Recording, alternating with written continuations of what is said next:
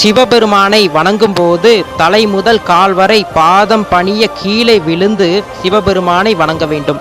அப்படி வணங்கும் பொழுது நம்முடைய உச்சந்தலை முதல் உள்ளங்கால் வரையில் இருக்கக்கூடிய எதிர்மறையான ஆற்றல் என்பது நம்மை விட்டு விலகும் என்பது நம்பிக்கை. ஆகையினால எப்போவுமே சிவன் கோவிலுக்கு செல்கின்றோம் அப்படி என்றால் நிச்சயமாக நாம் கருவறையிலே கீழே விழுந்து இறைவனை வழிபட வேண்டும் நண்பர்களே. சிவபெருமானை முழுமனதாக வழிபட்டுவிட்டு சுற்று பிரகாரத்தில் வீற்றிருக்கக்கூடிய மற்ற தெய்வங்களையும் கண்டிப்பாக வழிபட வேண்டும் நண்பர்களே. பொதுவாக எல்லா சிவன் கோவில்களிலும் பார்த்தீங்கன்னா முருகப்பெருமான் வள்ளி மற்றும் தெய்வானையுடன் அழகாக திருமண கோலத்தில் காட்சியளிப்பார். முருகன் என்றால் அழகு என்று சொல்வார்கள். நம்முடைய இல்லறம் வாழ்க்கை என்பது மகிழ்ச்சி நிறைந்ததாக இருக்க வேண்டும் என்றால் நிச்சயமாக முருகப்பெருமானை முழுமனதாக வேண்ட வேண்டுங்க.